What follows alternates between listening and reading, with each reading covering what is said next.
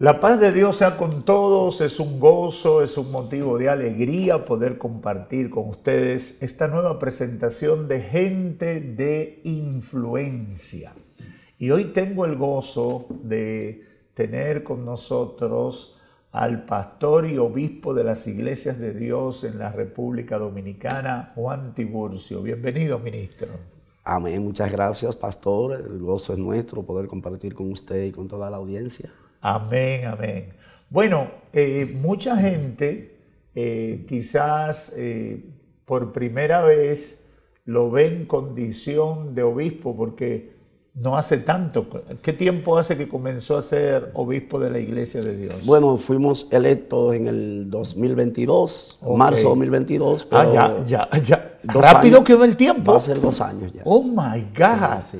Para mí no hacía como más de un año, pero no, mira, ya van 2 años prácticamente. 2 años vamos a cumplir ya. Qué bendición. Sí. Hermano Tiburcio, ¿cómo llega usted al Señor? ¿Cómo tiene un encuentro con Cristo? Porque a veces la gente cree que el que llega a una posición cimera en una organización, en un ministerio, en un concilio, como que siempre nació grande, como que cayó ahí porque eso es parte de una realeza. ¿Cómo Juan Tiburcio conoce a Cristo? Bueno, es una costumbre y cultura que se ha establecido ya que los pastores solamente son conocidos cuando Dios los bendice. Pero en principio, a veces, por eso hay personas que la gente dice, bueno, fulano debe tener 15 años de pastor. No, lleva casi 25. Lo que pasa es que, como predicó el pastor Molina una vez, cuando uno está debajo de las hojas, la gente no conoce a uno. Exacto. Yo acepté al Señor a principios de los 80, viviendo en Yamasá. Mi familia es ibaeña, pero yo nací en Yamasá. Y ahí acepté al Señor, era catequista desde mi adolescencia. Es decir, que la lucha para yo poder ser cristiano evangélico fue terrible, porque Dios, desde pequeño, catequista, una religiosidad empedernida, pero a Dios le plugo en su misericordia sacarme de la iglesia de la catequesis y luego pues a unos cultos que se celebraba en esos tiempos en la iglesia de Asamblea de Dios de Yamasá. Yo frecuentemente iba. El hermano Chichi Rosario.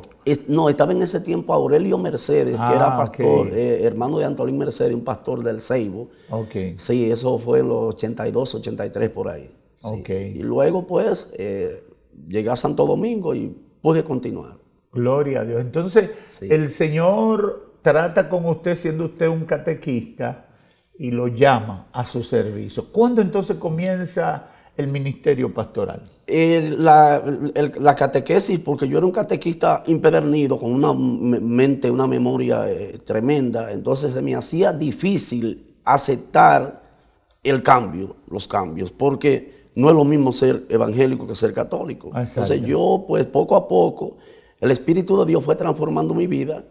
Inicié el pastorado a principios del 91 en la mina de Guaricano, un sector, la mina de Guaricano, en un campo blanco. Ahí nosotros iniciamos. Ok, comenzó ahí a pastorear. Exacto. Un campo blanco de la iglesia a la que usted pertenecía. No, sí, yo pertenecía a un movimiento independiente en ese tiempo y luego pues de ahí estuve pastoreando en la Nueva Isabela, en Guaricano también. Luego en la parada La Vieja Habana. Ahí nos es decir, en barrios populosos de la ciudad, porque sí, eso es importante. Sí, usted viene de adentro, de las entrañas de... Claro. Yo estuve pastoreando 3 iglesias en barrios en los Guaricanos. De ahí me enviaron a Samaná. Ok, entonces fue pastor en Samaná. Pastor de distrito en Samaná, sí, 13 años estuve allá pastoreando. Ok, sí. Comió mucho pecado con coco. Sí, y aprendí un poquito del patuá, inglés patuá, que ellos saben allá, usted sabe que en Samaná se habla mucho inglés. Sí. Me encanta mi Samaná, cada vez que voy lo disfruto mucho.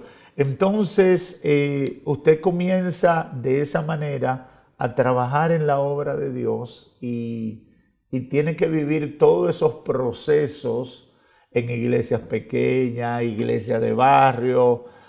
De todo eso, Pastor Tiburcio, ¿qué usted podría mencionar que fue lo más difícil de enfrentar en el ministerio? Porque a veces la gente dice pastor, y para alguna gente pastor es como sacarse la loto, el premio, que todo, que va a tener muchas cosas a su favor.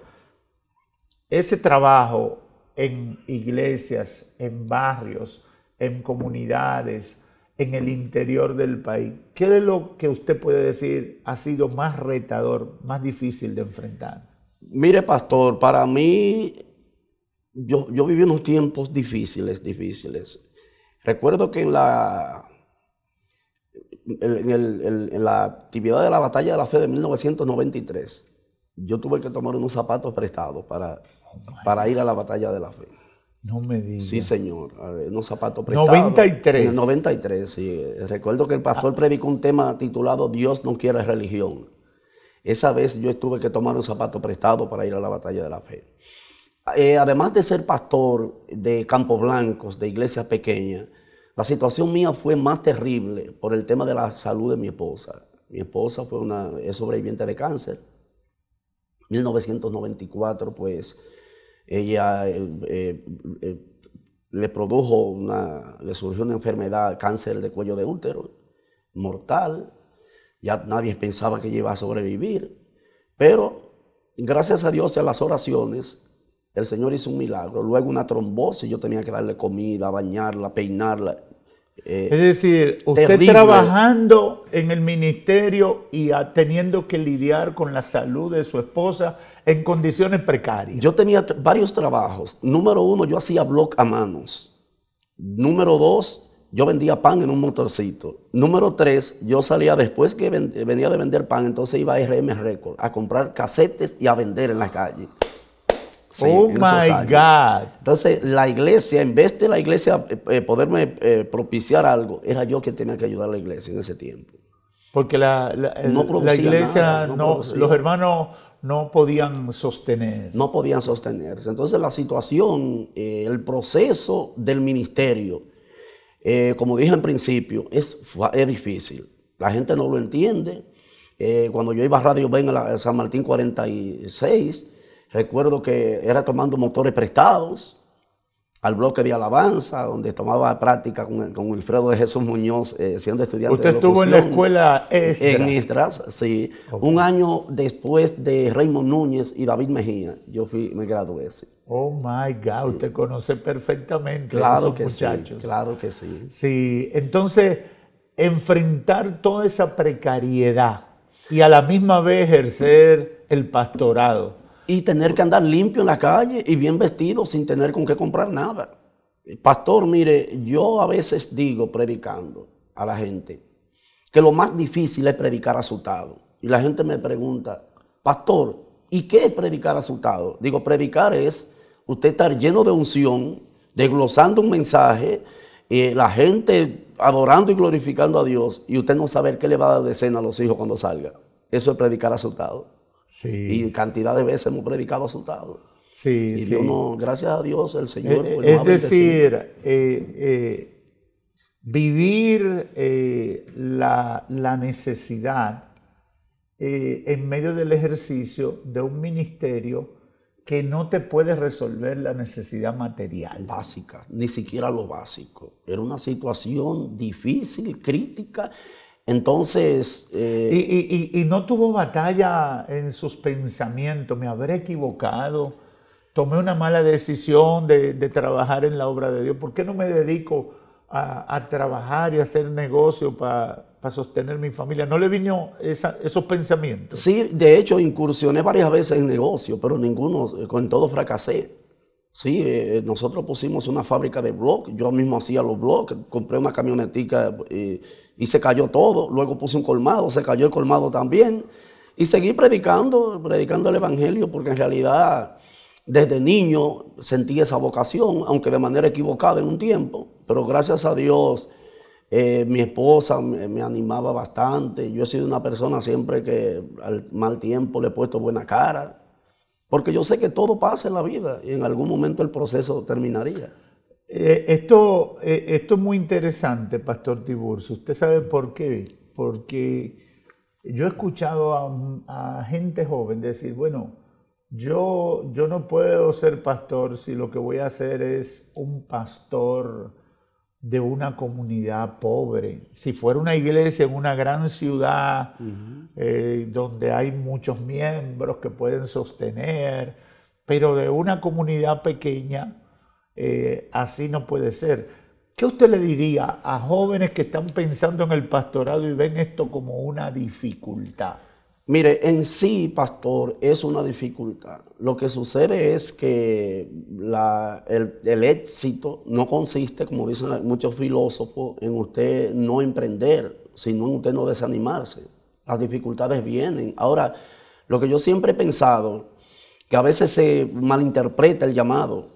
Y hay pastores que entienden, van al seminario, salen del seminario a pastorear una obra y deben entender que hasta que la iglesia no produce para su sustento, ellos deben tratar de buscar alguna alternativa.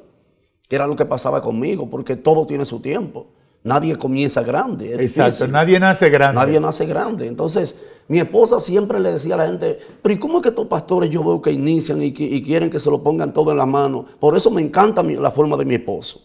Mi esposa nunca tuvo que... Es decir, ella no fue como... Yo he escuchado pastores que han testificado, no es que yo tenía una presión, que mi esposa decía, esta no es la vida que yo elegí.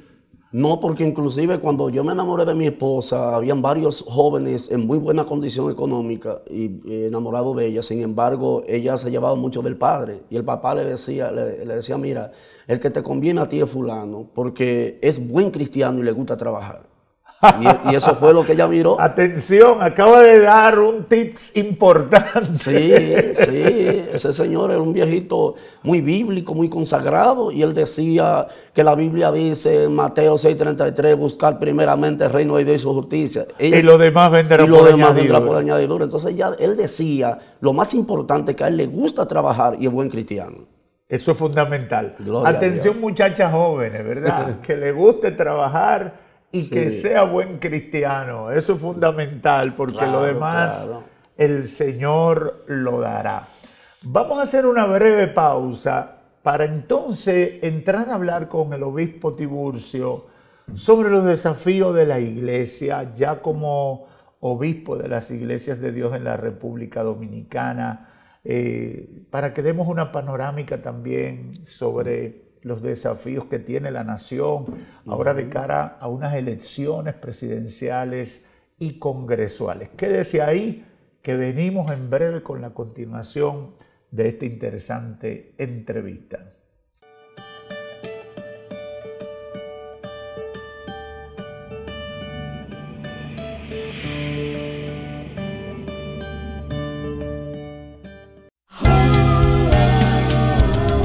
Desde 1963 en Dominicana estamos en pie, llevando el mensaje donde quiera que estés, por medio de la radio, televisión e internet. No importa el problema ni la dificultad, la victoria es nuestra y es que ganar con Cristo al frente vamos a vencer. Por eso nos llaman la batalla de la fe.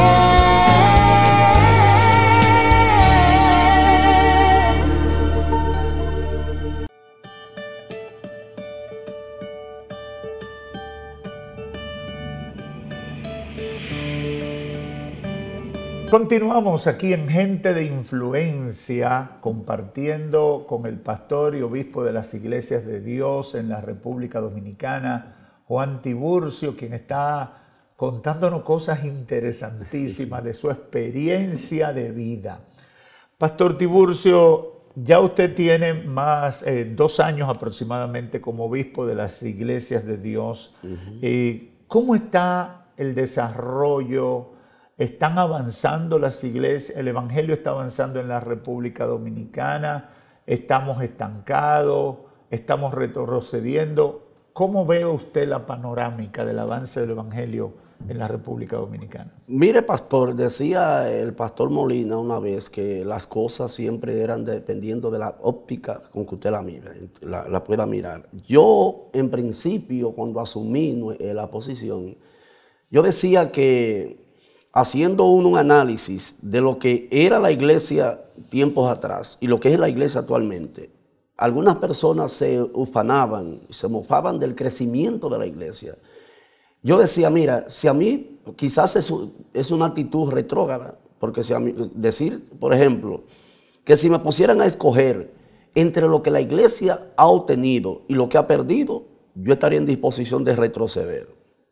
De retroceder para rebuscar lo que hemos perdido, porque hay cosas... ¿Qué cosas se han perdido? Mire, cuando yo, por ejemplo, veo de la manera que la gente se está convirtiendo ahora, está aceptando al Señor, no tanto los cristianos los que se convierten, sino el ministerio, porque es ahí donde está el mayor problema, está en el ministerio. Se nota, se percibe como un tirijala, se percibe como que yo soy de Pablo, yo soy de Apolo, yo soy de fulano. La misma lucha de los corintios. De los corintios. Entonces, en nuestra toma de posesión, el discurso nuestro estuvo centrado en algunos ejes fundamentales. Número uno, la espiritualidad de la iglesia. Es fundamental, por eso estamos trabajando en nuestro concilio el tema de la consagración. En el retiro del 2024, del 2022, nosotros trabajamos el tema de la dignidad ministerial. La dignificación ministerial, y eso se está poniendo de manifiesto y ha producido grandes cambios y crecimiento a nivel de la iglesia. Ahora, un eje fundamental, recuperar la verdadera identidad de la iglesia. Yo decía, porque debemos estar claros y conscientes de qué somos, quiénes somos, aparentar y parecer lo que somos. Porque si bien es cierto que no podemos obviar de la forma que avanza la sociedad, también no es menos cierto que la iglesia no puede perder su estado natural, su esencia y su razón de ser. Sí, claro. La razón de ser de la iglesia es ser luz del mundo y ser sal de la tierra. Hablaba también de nosotros devolverle a la iglesia su verdadera identidad. Hablamos también del fomento de una pastoral sana espiritualmente, donde prime el respeto, la disciplina, la armonía, donde todos sintamos una misma cosa hasta los niveles de llevar la iglesia a los sitiales de una institución conforme al espíritu y el pensamiento de su fundador. Pero el último eje, no menos importante, es tratar de preservar, no solamente como iglesia de Dios, sino como iglesia cristiana a nivel nacional, preservar los niveles de influencia social obtenidos y alcanzados por la iglesia sin perder los principios y valores que nos dieron origen y que por gracia y la misericordia de Dios nos han posicionado en niveles de privilegio que actualmente nos encontramos. Claro. No hacemos nada nosotros con aparataje, con mucho ruido, muchos carros, muchos títulos, muchas jipetas. Y entonces la gente con necesidades, cuando va donde nosotros, no encuentra solución. Entonces yo pienso que la iglesia tiene que despertar, porque al fin y al cabo, como dijo un escritor, la mayor y mejor inversión que nosotros podemos hacer con nuestras vidas es invertirlas en algo que dure más que ella. La realidad que nosotros vivimos, mire, por ejemplo, usted era un muchacho los otros días. Éramos muchachos los otros días, 30, 35, 40 años atrás éramos muchachos, mire ya. Sí. Entonces, sin embargo, yo pienso que lo único que vale la pena, y uno de los versículos bíblicos favoritos míos, es cuando Salomón termina en Eclesiastés, cerrando el capítulo 12. No hay fin de hacer muchos libros, el mucho estudio es fatiga de la carne, el fin de todo el discurso oído es este. Teme a Dios, guarda su mandamiento, porque esto es el todo del hombre. Cuando usted y yo éramos muchachos, aunque en ese tiempo usted no estaba tan en mala como yo, pero en ese tiempo, uno todo lo que veía, uno lo quería, y no se llenaba con nada, y no podía comprar de nada. Hoy uno puede comer y comprar lo que uno quiera, y hoy no puede comer de nada. Entonces, cuando usted tiene mucho sueño, las ocupaciones no le dejan dormir, y cuando no está haciendo nada, no tiene sueño. Exacto. Entonces, yo pienso que lo que vale la pena es responder al llamado, y que en aquel día Dios pueda sentirse satisfecho de habernos llamado. Como dice Hebreos, por lo cual Dios no se avergüenza de llamarse Dios de ellos. Así es. En conclusión, eso es lo que nosotros debemos buscar todos. Tremendo. Pastor, estamos en un tiempo de mucha efervescencia política. Muchos pastores, hermanos, laicos involucrados en el tema de la política, porque ya una mayoría de cristianos ha entendido que no debe quedarse al margen. ¿Qué está promoviendo la Iglesia de Dios en la República Dominicana en cuanto al comportamiento, número uno, de la participación en la política y número dos, en cuanto a la participación del pueblo en las elecciones? ¿Qué está recomendando? Mire, el problema de la política dentro de las iglesias, yo pienso que es algo más de cinismo que de otra cosa, porque usted escucha a la mayoría de la gente, de los evangélicos, diciendo que no quieren saber ni de política ni de políticos, pero luego andan detrás de ellos. Nosotros estamos promoviendo dentro de las iglesias que nuestros líderes con vocaciones, con preparaciones, gente que vayan a hacer un trabajo, no que vayan ni al Congreso ni a curules por estar, ni por ir, ni por lo que pueden obtener, sino que vayan a aportar algo para que la sociedad sea mejor. Pero yo particularmente no estoy a favor de que los pastores estén incursionando en política. Yo particularmente no estoy de acuerdo porque de la manera que funciona la política en nuestro país, dijo en una ocasión, yo estuve viendo una entrevista de Carlos Peña y Héctor Guerrero Heredia, y Héctor Guerrero Heredia le decía a Carlos Peña, mira, por más que tú quieras filosofar, una combinación entre política y evangelio, para mí lo que produce es un maco. Así le dijo. Sí, porque es que hay mucha incoherencia entre una cosa y otra. Pero en teoría no. En teoría no, pero en la práctica. En la práctica. En la práctica hay un problema serio. Hay un problema. Sí, sí. Yo particularmente no puedo ser político. No puedo ser político porque yo soy muy directo. Yo soy muy directo. Y usted sabe que la política tiene que ir mezclada y acompañada de un poco de demagogia. Yo no, para mí eso no, yo no funciono así. Y es decir, la iglesia que usted representa están comprometidos con aportar talentos, hermanos que puedan ir a dignificar el ejercicio de la política, las funciones públicas, están de acuerdo con eso. Y en el tema de, porque se habla mucho de que los evangélicos se alineen en X o Y partido, que hagamos una fuerza política, que busquemos la manera de aglutinarnos para ejercer el voto. ¿Qué ustedes están promoviendo como iglesia? ¿Que todos voten por quien quieren o están promoviendo una línea partidaria? Es que al fin y al cabo todo el mundo vota por quien quiere. Y a veces ya los políticos han descubierto eso. El pastor Ezequiel Molina no le puede decir a los miembros que el pastorea es por aquí que nos vamos. Porque al fin y al cabo un grupo le sigue y otro grupo hace lo que le da la voluntad. Exacto. Entonces nosotros, mire, ojalá ocurriera un milagro, porque de verdad que tenemos la materia prima nosotros para dar un susto. En las elecciones. Sí, claro que sí, la tenemos, pero es que no hay forma, ¿no? Como que... Quizás es un trabajo que puede tomar años, concientizar, hasta que la gente entienda, ¿verdad? Porque ha pasado en países como Brasil, pasado en Perú, Guatemala. Los evangélicos han tenido una participación determinante en la elección de X o Y candidato. Entonces, quizá nosotros como que deberíamos crecer en esa parte. Aquí hace falta algo, Pastor Molina, y es que aquí todo el mundo quiere ser cacique. Entonces, es ahí donde está el problema. Yo pienso que si usted me dice a mí, mire, yo aspiro a una posición, pues yo creo que lo que debemos es unirnos. Yo cuando inicié el pastorado, a veces se daba mucho culto al aire libre en ese tiempo. Y yo estaba preparando los equipos para iniciar un culto al aire libre, pero veía otro con otro equipo y lo que hacía era que nos juntábamos. Okay. Yo le decía, mira, dame un coro y dame dos himnos y ustedes predican y ustedes dirigen.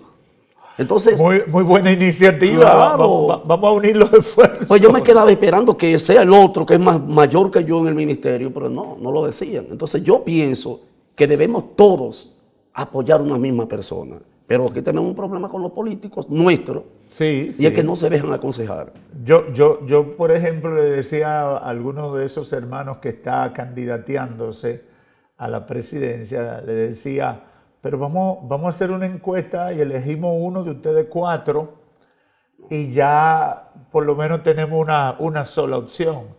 Entonces ahí no había acuerdo. Todos estaban ganados. Todos estaban ganados. Entonces, por ejemplo, yo escucho a algunos candidatos que dicen que el obispo Tiburcio me va a apoyar o yo cuento con él. Bueno, una cosa es que tú cuentes conmigo y otra cosa es que yo te diga que sí, que puede contar conmigo. Exacto. Porque si tú aspiras a ser presidente o aspiras a ser senador y yo no te puedo dar una opinión de cómo tú debes manejarte, de lo que yo espero de ti si tú llegas, entonces conmigo no cuente. Exacto. Conmigo no cuente. Entonces, ¿usted cree que tenemos el potencial? Claro que sí. Pero claro. hace falta construir una opción. Claro que una sí. opción que pudiera representarnos. Sería una bendición. Sería eso una bendición. Y estaríamos en disposición, creo que la mayoría de los líderes, si vemos una persona que tiene la capacidad, la vocación, el llamado, el liderazgo, porque para ser político hay que tener carisma. No es que usted tiene que ser chantajista, pero usted tiene que ser tener carisma. Si usted llega a un sitio y usted no saluda a la gente, por ejemplo, a veces uno está sentado en la calle y pasa a alguien por ahí a pie y no saluda. Sí. Cuando se pierde viene para atrás preguntando, ¿dónde es que? A mí me da vergüenza preguntar. Claro. Porque lo correcto es que usted debe prestarle atención a la gente. Entonces, el carisma es determinante y es algo de lo que a mí me ha ayudado. Muy bien. A mí me ha ayudado. Pastor Tiburcio, yo creo que usted ha dicho muchas cosas interesantes. Estas conversaciones, yo no sé por qué el tiempo pasa tan rápido. Sí. Porque hablamos tantas cosas. Si usted tuviera que darle una recomendación a la iglesia del Señor en 1 minuto, ¿qué le diría? Bueno, lo primero, como dijo un líder alemán, él decía, primero yo soy ciudadano de mi país y luego lo otro. Entonces yo pienso que lo principal para nosotros es que somos cristianos y debemos abocarnos a defender la iglesia, a defender los principios que hoy nos han dado un nombre. Antes no nos conocía nadie, hoy nos conocen, pero a la gente se le olvida a veces que poseemos esto por gracia, por misericordia, porque Dios nos ha sacado de atrás. Hay muchos que quieren estar delante, pero Dios lo ha dejado atrás.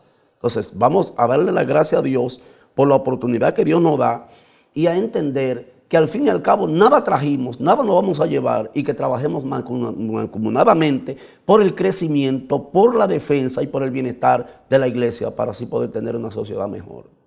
Ese es mi consejo final. Bueno, gracias Pastor Tiburcio, obispo de las Iglesias de Dios en la República Dominicana, y estamos muy agradecidos por estas palabras y yo sé que van a ser de orientación para mucha gente, comenzando con su historia, que solamente tocamos un poquito y todos estos planteamientos que ha hecho. Yo sé que mucha gente será edificada, y como es una de las preocupaciones de todas estas entrevistas que hemos estado haciendo con líderes cristianos, marcar de alguna manera a las nuevas generaciones, y por eso siempre comienzo hablando de su historia de vida, porque el Señor, para hacer a Moisés el libertador de su pueblo, lo llevó por un proceso. Así es. Largo, tedioso, sí, pero fue lo que lo garantizó. Así y es. Yo creo que el Señor usa el mismo librito claro que con sí. la mayoría de nosotros. Claro, nos lleva claro. por un proceso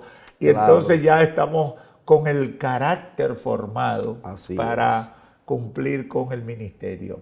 Gracias a todos ustedes por su sintonía. Si Cristo no ha venido, vamos a volver.